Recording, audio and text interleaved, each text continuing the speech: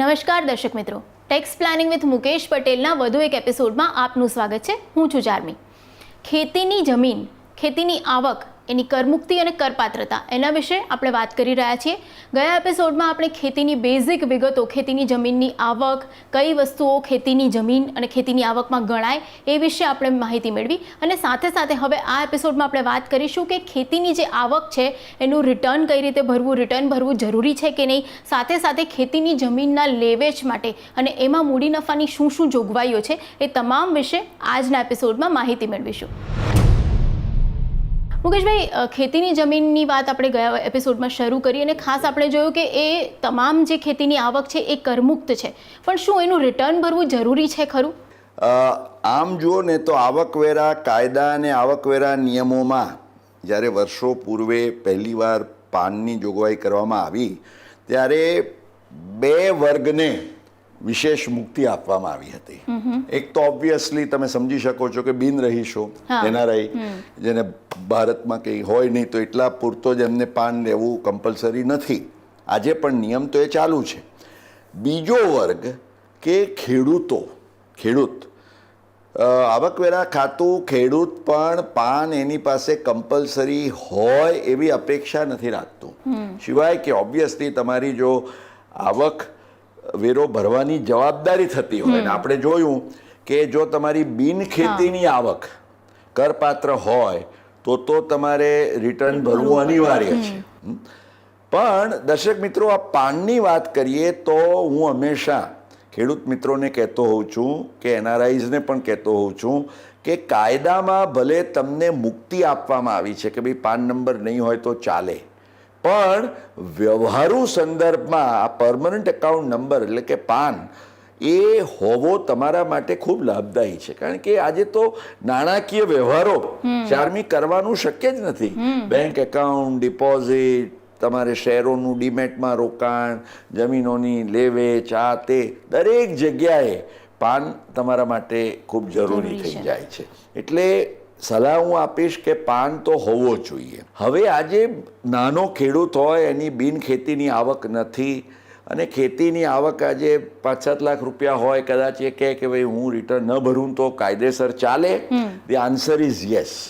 કારણ કે તમારી કોઈ આવકવેરો ભરવાની જવાબદારી નથી. તમારી 2.5 લાખ રૂપિયાની પણ નોન એગ્રીકલ્ચરલ ઇન્કમ નથી થઈ, માટે દેર ઇઝ નો ટેક્સ. 2.5 લાખથી વધારે હોય તો આપોઆપ ભલે તમે બીજા ડિડક્શન લેતા હો તો પણ તમારે રિટર્ન ભરવું અનિવાર્ય છે, ખેડૂત હોય કે ના ખેડૂત હોય. પણ ખેડૂતને માટે ખાસ કરીને જે ખેડૂતોને ખેતીની કદાચ એમ કહી શકાય કે માતબર એવી આવક છે, તો એમના માટે તો એ એમના હિતમાં છે કે આવકવેરા રિટર્ન ભરીને આ આવક એમાં દર્શાવે. કારણ કે આ આવકમાંથી જ એમણે અનેક રોકાણો કર્યા હોય, તો એ બધાની જ્યારે એમને કોઈ એક્સપ્લેનેશન કે સમજ આપવાનો પ્રશ્ન થાય તો એ કહી શકે કે ભાઈ આ આવક મેં મારા રિટર્નમાં ખેતીની આવક દર્શાવેલી છે, મેં એક્ઝમ્પશન ક્લેમ કરેલું છે અને એમાંથી આ મેં રોકાણો કર્યા છે. તો ઇટ ઇઝ પ્રેક્ટિકલી એડમિઝેબલ કે જે મધ્યમ વર્ગના કે મોટા ખેડૂતો છે પોતાનું આવકવેરા રિટર્ન ચોક્કસ ભરે અને એની આવક જે છે ખેતીની એ યોગ્ય રીતે દર્શાવે પણ ખરા. ઓકે, તમે જે કીધું કે ખેતીની આવક યોગ્ય રીતે દર્શાવવી જોઈએ, તો એ કઈ રીતે દર્શાવવી જોઈએ એને જ લઈને સવાલ આવ્યો છે સંગીતાબેન પટેલનો. આવકવેરા સંબંધમાં ખેતીની આવક તેમજ તે સંબંધી વિગતો કેવી રીતે દર્શાવવાની રહે તે અંગે વ્યવહારુ માર્ગદર્શન આપવા વિનંતી. તમારું જે આઈટીઆર હોય છે, આઈટી રિટર્ન, કોઈ પણ એક નંબરમાં તો ઓબ્વિયસલી તમે જો ખેતીની આવક હોય તમારી તો એ ભરવાનું તમને લાગુ પડતું નથી. કારણ કે 5,000 સુધી ઇઝ ઓકે. 5,000થી વધારે the moment you have agricultural income તો તમારા માટે આઈટીઆર 2, 3, 4 ગમે તે આવે. હવે જ્યાં તમારી ખેતીની આવક છે 5,000 રૂપિયાથી વધારે છે, તો 5 લાખ રૂપિયાની અંદર હોય તો એવા કેસમાં તમારે જે એક્ઝમ્પ્ટ ઇન્કમનું એક શિડ્યુલ છે એની અંદર તમારી ખેતીની કેટલી ગ્રોસ ઇન્કમ, એટલે ખર્ચ વિનાની ચોખ્ખી ગ્રોસ ઇન્કમ કેટલી, એમાંથી ખેતીનો ખર્ચ કેટલો અને ચોખ્ખી ખેતીની આવક એટલે નેટ એગ્રીકલ્ચર ઇન્કમ, આ ત્રણના આંકડા આપવાના હોય છે. ઓકે. ખેડૂતો પૂછશે કે ભાઈ અમારે ખેડૂત તરીકે ખેતીની આવકના કોઈ ચોપડા રાખવા જરૂરી છે, તો દર્શક મિત્રો એનો સીધો જવાબ છે ના. પણ સાથે સાથે આજે એ પણ જરૂરી છે કે જો તમે માતબર પ્રમાણમાં ખેતીની આવક દર્શાવતો, આજે ઘણા લોકોને ખરેખર તમારી પાસે 50-100 વીઘા જમીન હોય તો 25 લાખ રૂપિયાની આવક એ બહુ સ્વાભાવિક છે, થઈ શકે.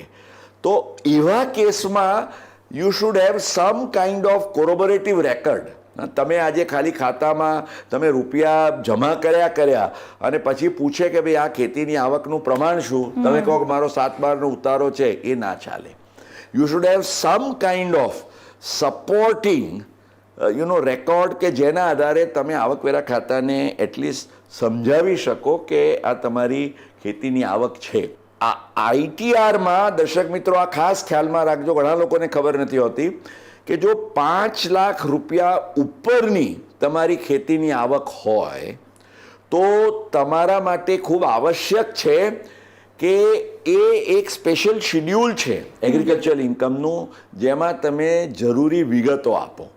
તો એમાં તમારી જમીન ક્યાં આવેલી છે, કેટલી જમીન છે, એનું ક્ષેત્રફળ તમારે આપવું જોઈએ, જમીન પિયત છે કે બિન પિયત છે, ઇરિગેટેડ ઓર નોન ઇરિગેટેડ, એ વિગતો આપવી જોઈએ.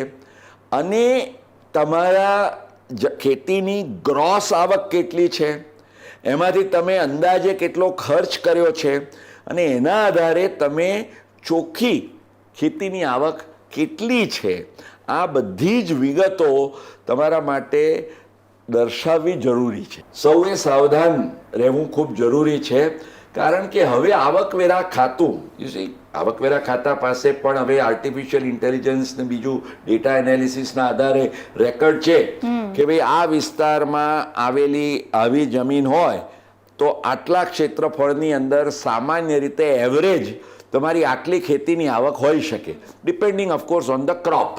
આજે તમે કપાસ જેવા કેશ ક્રોપ્સ હોય તો આવક વધારે હોય. તમે જો ઓર્ચર્ડ ફાર્મિંગ, કેરીઓ આંબા ને બધું હોય તો નાની જમીનમાં પણ વધારે આવક હોઈ શકે. એટલે એ બધા પેરામીટર્સ પણ એને લગતા પેરામીટર્સ એમની પાસે છે. એટલે આ વિગતો માંગવા પાછળનો એમનો હેતુ એ છે કે 5 લાખથી વધારે તમે જો ખેતીની આવક દર્શાવો તો એ આવક યોગ્ય છે કે નહીં એની સ્ક્રુટિની જો આવકવેરા ખાતાને કરવી હોય તો આના આધારે they can pick up your case for scrutiny. આપણે કદાચ દર્શક મિત્રોને હવે એલર્ટ કરી દઈએ કે આ ટેકનોલોજીનો જમાનો છે ને, તો તમારા રિટર્ન્સ માત્ર ઇલેક્ટ્રોનિક પ્રોસેસિંગ વગેરે છે એવું નથી. હવે તો આવકવેરા ખાતાની બાજ નજર એ સેટેલાઇટ દ્વારા પણ તમારા ઉપર રહે છે. એ કેવી રીતે? આજે તમે જાણો છો ગૂગલ અર્થ, આજે પણ ગૂગલ અર્થમાં તમે જાઓ અને તમે જો તમારા કરેક્ટ લેટિટ્યૂડ લોન્જિટ્યૂડ અથવા તો તમે એના સ્પેસિફિકેશન્સ કરો તો બરાબર તમારી જમીન ઉપર શું છે. તમારી જમીન પર મકાન હોય તો એ મકાન દેખાય, તમારી જમીન પર ઊભો પાક હોય તો એ દેખાય. અને ગૂગલ અર્થને જેમ આપણે પેલું પિક્ચર રિવાઇન્ડ કરીએ ને એમ આજે તમે 2021માં તમારું 2018ની આકારણી ચાલતી હોય અને તમે કહો કે મારો તો મબલખ પાક થયો છે ને એમાંથી આ બધું થયું છે, ગૂગલ અર્થમાંથી એ લોકો શોધી શકે કે 2018ના આ મહિનાની અંદર તમારી જમીન પર પાક ઊભો તો કે નહીં, પકડાઈ જાઓ તમે. એટલે રખેને આપણે ગયા મેં એપિસોડમાં કહ્યું હતું કે દર્શક મિત્રો, ખેતીની આવક કમાઈને કરમુક્તિનો લાભ જરૂરથી લેશો, પૂરો લાભ લેશો, પણ રૂપિયાની ખેતી કરશો નહીં તો ફસાશો. અને બીજું ચારમી, મેં ઘણા કેસ એવા જોયા છે કે ખરેખર તમને જેન્યુઇન ખેતીની આવક હોય પણ એ લોકો શું આળસમાં ક્યાં ખેતીની આવક પર ક્યાં ટેક્સ ભરવાનું છે એટલે રિટર્નમાં કશું દર્શાવે નહીં. હવે એ જ રૂપિયા જેન્યુઇન છે, પણ એમાંથી તમે રોકાણ કર્યું સ્થાવર મિલકતમાં, શેરોમાં, સિક્યોરિટીઝમાં, મ્યુચ્યુઅલ ફંડ્સમાં, ડિપોઝિટ્સમાં, આવકવેરા ખાતું જ્યારે તમને એના વિશે ખુલાસો પૂછે ત્યારે તમે કહો કે ભાઈ આ તો મારી ખેતીની આવક, તો આવકવેરા ખાતું કે ઉભા રહો ભાઈ, ખેતીની આવક તો એક પોઈન્ટ આઉટ, એક્સપ્લેન, રિકન્સાઇલ કે આ ખેતીની આવક તમે ક્યાં દર્શાવી છે. હવે જે કેસમાં માની લો કે પેલાએ એમને 68 ઠોકી દીધું કે એની પાસે હોય 25 લાખની આવક, પણ એણે તો 2-4 લાખ રૂપિયા 68 લખી કાઢ્યા, 5 લાખ ઉપરની આવક પણ નથી દર્શાવી, એની વિગતો પણ આપણે જે સંગીતાબેને સમજાવ્યું એ દર્શાવી નથી, તો એવા કેસમાં તમે જેમ કહ્યું હતું એમ આ બધી આવક અનએક્સપ્લેન્ડ, એટલે પેલો 75% ચાંદલો ને પેનલ્ટી ને ઇન્ટરેસ્ટ. એટલે દર્શક મિત્રો ખાસ ખ્યાલમાં રાખશો, તમે ખેતીની આવક ભલે કરમુક્ત છે, પણ એ કરમુક્તિના લાભ તમને સાચા સંદર્ભમાં મળી શકે એ માટે એનું રિપોર્ટિંગ જે છે તમારા ઇન્કમટેક્સ રિટર્નમાં યોગ્ય રીતે કરશો. પણ મુકેશભાઈ, આ તો આપણે ખેતીની આવક અને એના રિટર્નની વાત કરીએ. હવે ખેતીની જમીન હોય એ ધારો કે તમે વેચો, એના ઉપર તમને મૂડી નફો થાય, તો એ બધું પણ ખેતીની આવકમાં ગણાય કે નહીં, એને લઈને સવાલ આવે છે રવીનાબેન પટેલનો. જેવી રીતે ખેતીની આવકને કરમુક્ત ગણાય છે, શું તેમજ ખેતીની જમીનમાંથી ઉદ્ભવતો મૂડી નફો પણ કરમુક્તિના લાભનો પાત્ર ગણાય? 1970 સુધી તો કાયદો એવું કહેતો હતો કે ખેતીની જમીન તમે વેચો અને એમાંથી કંઈ નફો થાય તો એ પણ ખેતીની જ આવક ગણાય. અચ્છા. યસ, એટલે ખેતીની આવકમાં જમીનની કોઈ પણ આવક. પણ ત્યાર પછી આવકવેરા ખાતાએ એક અભિગમ લીધો કે ભાઈ ઓકે, ખેતીની આવક એટલે જે આપણે જોયું કે ખેતીની મૂળભૂત પ્રક્રિયાઓ વગેરેમાંથી, જમીનમાંથી ઉદ્ભવેલી આવક વગેરે વગેરે, અથવા તો મહેસૂલ કે રેન્ટ રેવન્યુ વગેરે. પરંતુ આજે ખેતીની જમીનના વેચાણમાંથી જે આવક ઉદ્ભવે એને તો મૂડી નફાની આવકની કેટેગરીમાં ગણાવી જોઈએ. એ પ્રકારનો એક અભિગમ 1970થી અપનાવવામાં આવ્યો. અલબત્ત એમાં આવકવેરાના કાયદા હેઠળ, કારણ કે કેપિટલ એસેટની વ્યાખ્યા એ સેક્શન 2 સબસેક્શન 14 કલમ 2 પેટા કલમ 14 હેઠળ જે આપવામાં આવી, એમાં એક અપવાદ કરવામાં આવ્યો કે ભાઈ કેપિટલ એસેટમાં જેમ આપણી કોઈ અંગત ઉપયોગની ચીજ વસ્તુઓ ન ગણાય, એવી રીતે ગ્રામ્ય વિસ્તારમાં આવેલી જો કોઈ ખેતીની જમીન હોય તો એને તમારે કેપિટલ એસેટ નહીં ગણવાની. એટલે કેપિટલ એસેટ જ ન ગણી હોય રવિના, તો obviously there is no question of capital gain. એટલે એમણે કેટેગરી પાડી દીધી, ગ્રામ્ય વિસ્તાર અને શહેરી વિસ્તાર. અને આ જે સેક્શન 2 પેટા કલમ 14માં જે જોગવાઈ છે તે આ મુજબ છે કે ભારતમાં આવેલા કોઈ પણ ગામ જેની વસ્તી 10,000થી ઓછી હોય, અને વસ્તી 10,000 એટલે તમારે જે એકોર્ડિંગ ટુ ધ પોપ્યુલેશનનું જે છેલ્લું સેન્સસ હોય એ મુજબ તમારે જોવાની, 10,000થી ઓછી વસ્તી હોય, અને સાથે સાથે બીજી કન્ડિશન એ છે કે એ જે નિયત શહેરી વિસ્તાર હોય એના અમુક કિલોમીટરથી દૂર આવેલી હોય. એટલે આજે એનો આ પાછળનો હેતુ શું છે કે માની લો કે અમદાવાદની મ્યુનિસિપલ કોર્પોરેશન લિમિટની બહાર કોઈક નાનકડું ગામ છે, એની વસ્તી ખાલી 8,000 છે, પણ ત્યાંની ખેતીની જમીન એ આ મૂડી નફામાંથી કરમુક્ત ના ગણાય. કેમ? કારણ કે આ ગામ છે જેની વસ્તી 10,000થી ઓછી છે, પણ એ અમદાવાદ મ્યુનિસિપલ કોર્પોરેશનની જે પેરીફરી છે એના નિયત કિલોમીટર. જો કોઈ પણ ખેતીની જમીનની આસપાસ આવેલો જે કોઈ પણ વિસ્તાર છે જેને શહેરી વિસ્તાર ગણાય, 10,000થી 1 લાખની જો વસ્તી હોય તો 2 કિલોમીટર, 1 લાખથી 10 લાખની વસ્તી હોય તો 6 કિલોમીટર, અને 10 લાખ ઉપરની વસ્તી હોય તો 8 કિલોમીટર. એટલે જો દ્રષ્ટાંત સાથે સમજાવું ચાર્મી, તો અમદાવાદ જેવા કે જે ગુજરાતના મોટા શહેરો છે કે ભારતના મોટા શહેરો છે જેની વસ્તી 10 લાખથી વધુ છે, તો એના 8 કિલોમીટરની રેન્જમાં કોઈ પણ ગામ જેની વસ્તી 10,000થી વધારે હોય તો એમાં આવેલી ખેતીની જમીનને શહેરી વિસ્તારની ખેતીની જમીન ગણીને it will be taxable, otherwise it will be exempt. Okay. પણ અંતરાળ વિસ્તારો હોય, ગ્રામ્ય વિસ્તારો કે જ્યાં આગળ મેં કહ્યું એમ વસ્તી 10,000થી ઓછી છે અને આસપાસ જે આપણે જોયું ચાર્ટ મુજબ, એ ચાર્ટ મુજબના ગામની કોઈ વસ્તી અને એની એ લિમિટમાં જો ન આવતું હોય તો એને ગ્રામ્ય વિસ્તારની જમીન ગણીને કમ્પ્લીટ એક્ઝમ્પશન. પણ મુકેશભાઈ એની ડિસ્ટન્સનું માપણી કેવી રીતે કરવાની? કારણ કે અલગ Very અલગ રસ્તાઓએ important જાઓ તો question. અલગ અલગ ડિસ્ટન્સ થાય બરાબર એનું. છે. રસ્તો આમ કરીને જાઓ તો 8 કિલોમીટરથી વધી જાય, પણ પછી અને જે લો સેટલ થયો, કાનૂની ચુકાદાઓ પણ આવ્યા અને પછી કાયદામાં સુધારો થયો, એ મુજબ અત્યારે તમારે આ જ્યારે માપણી કરવાની હોય તો you have to measure the aerial distance. Okay. એટલે આજે અમદાવાદથી આપણે ગણીએ તો અમદાવાદ મ્યુનિસિપલ કોર્પોરેશનની હદથી તમારે એમ સમજો કે 8 કિલોમીટરની રેડિયસમાં તમારે જોવાનું, ને એ રેડિયસમાં જો આવું કોઈ પણ ગામ હોય કે જેની 10,000થી ઓછી વસ્તી હોય અને કે વધારે હોય, એટલે 10,000થી વધારે કે ઓછી વસ્તી હોય, ઓછી વસ્તીમાં જ તમારે તો વિચાર કરવાનો છે, તો એ કેસમાં if it is within that limit it will B treated as a urban agricultural land. એટલે નિયત લિમિટની બહાર એરિયલ ડિસ્ટન્સથી તમે માપો અને જે વધારે ડિસ્ટન્સ આવે અને આ વસ્તી, આ બંને ક્રાઇટેરિયા હોય તો એવા કેસમાં ગમે તેટલું મૂલ્ય હોય, લાખો કરોડો રૂપિયા, ધેર ઇઝ નો ટેક્સ. ખેતીની જમીનનું વેચાણ, એના પર મૂડી નફો, એના વિશે થોડી વાતો જાણી છે, પણ થોડીક વિગતો જાણીશું એક બ્રેક બાદ. મહેશભાઈ, જ્યારે આપણે ઘરનું ઘર વિશે વાત કરી હતી ત્યારે આપણે એક એવી જોગવાઈ જોઈ હતી કે તમે એક ઘર વેચો અને પછી એના નાણાં જે તમને નફો થયો હોય એ તમે બીજા ઘરમાં તમે ટ્રાન્સફર કરો તો એ તમે એના પર ટેક્સ ન ભરો તો ચાલે, એ પ્રકારની જોગવાઈ. પણ હવે ખેતીની જમીનમાં પણ આ પ્રકારની કોઈ જોગવાઈ છે કે નહીં, એને લઈને સવાલ આવે છે ડૉક્ટર દિનેશ પટેલનો. મૂડી નફા સંબંધિત કરમુક્તિની જોગવાઈ અંગે રહેઠાણના મકાનની સામે અન્ય કોઈ રહેઠાણના મકાનમાં રોકાણ કરાય તો કરમુક્તિનો લાભ મળવાપાત્ર છે. આવો કરમુક્તિનો લાભ ખેતીની જમીનના સંદર્ભમાં પણ મળવાપાત્ર છે.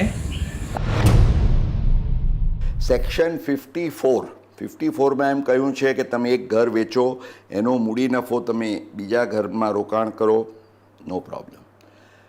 ચાર્મીબેન, 54B કેપિટલ બી એ જે સેક્શન છે દિનેશભાઈ, એ સેક્શનના હેઠળ તમારી કોઈ પણ, એટલે આ ઇન્ડિવિજ્યુઅલ ને HUF માટેની જોગવાઈ છે, વ્યક્તિ કે HUFના કેસમાં કોઈ પણ ખેતીની જમીન હોય જે એમણે ધારણ કરી હોય 2 વર્ષ કે વધુ સમય માટે અને કરદાતા કે એના માતા પિતા દ્વારા આવી જમીનને ખેતી વિષયક હેતુઓ માટે ઉપયોગમાં લેવામાં આવી હોય, આ જરૂરી છે. એટલે એમને પડી રહેલી નહીં, you should have been doing agriculture.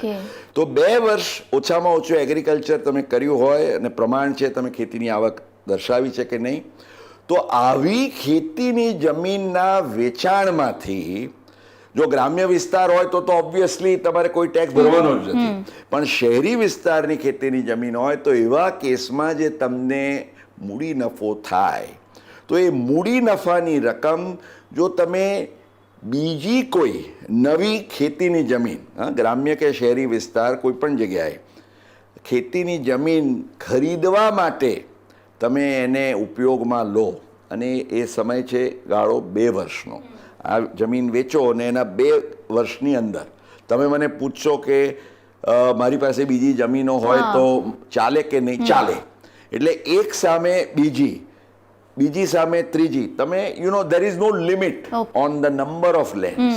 એટલે ફોર્ચ્યુનેટલી તમે આ મૂડી નફો જ્યાં સુધી તમે આ સામે કોઈ રોકાણ કરો તો નો પ્રોબ્લેમ. એમાં પણ ચાર્મીબેન, આપણા દર્શક મિત્રોને ખ્યાલ છે કેપિટલ ગેઇન એકાઉન્ટ સ્કીમની જોગવાઈ જો જરૂરી હોય તો એ કેપિટલ ગેઇન એકાઉન્ટ સ્કીમનો પણ એ લોકો રોકાણ કરીને લાભ લઈ શકે. આમાં માત્ર નિયંત્રણ દિનેશભાઈ ખ્યાલમાં રાખવાની વાત એ છે કે એકવાર તમે 54B જે લાભ લો પછી તમે 3 વર્ષ સુધી એ લોકિન છે, યુ કેનોટ સેલ ધેટ. પણ મુકેશભાઈ, આ તો આપણે ખેતીની જમીન વેચીને સામે ખેતીની જમીન લેવાની વાત કરી. હવે કોઈને ખેતીની જમીન વેચીને સામે રહેવા માટે ઘર લેવું હોય તો? બિલકુલ જરૂરથી થઈ શકે. આજે ઘણા ખેડૂતોને આવી જરૂર પડે કે એમની જમીનો ઘણી છે, હવે એમની ઈચ્છા છે કે આ એકાદ જમીન કે બે જમીનો વેચીને એમાંથી જે નાણાં મળે તો એમાંથી ઘર રહેઠાણનું લેવું છે. દર્શક મિત્રો, આપણે અગાઉ જ્યારે મૂડી નફા અંગેની ચર્ચા કરી હતી, આપને ખ્યાલ હોય તો we have a section 54F. તો 54F હેઠળ તમે ખેતીની જમીનના વેચાણના નાણાં પણ જો એ કલમ 54Fની શરતોને આધીન જોગવાઈઓ અનુસાર તમે જો ઘર માટે રોકો તો પણ તમને લાભ મળી શકે. ઓકે. અને હવે મુકેશભાઈ, છેલ્લે એ જાણવું છે કે ઘણીવાર એવું થાય કે શહેરી વિસ્તારમાં તમે રહેતા હો તો તમારી જે જમીન છે એ કમ્પલસરી એક્વિઝિશનમાં જાય કે ભાઈ બુલેટ ટ્રેનનો પ્રોજેક્ટ આવી રહ્યો છે કે નર્મદાનો પ્રોજેક્ટ આવી રહ્યો છે, તો તમારે જમીન આપી દેવી પડે. તો એનાથી તમને જે કમ્પન્સેશન રૂપે જે નાણાં મળે તો એમાં કરપાત્રતાની શું જોગવાઈ છે એને લઈને સવાલ આવે છે દેવેન્દ્ર પ્રજાપતિનો. મારી ખેતીની જમીન શહેરી વિસ્તારમાં આવેલી છે. નર્મદા કેનાલના પ્રોજેક્ટના હેતુસર તેમાંથી કેટલીક જમીનનું ફરજિયાત સંપાદન કરવામાં આવ્યું અને તે બદલ વળતર પણ ચૂકવવામાં આવ્યું છે. આવા વળતરની કરપાત્રતા અંગે સમજ આપશો. Thank you.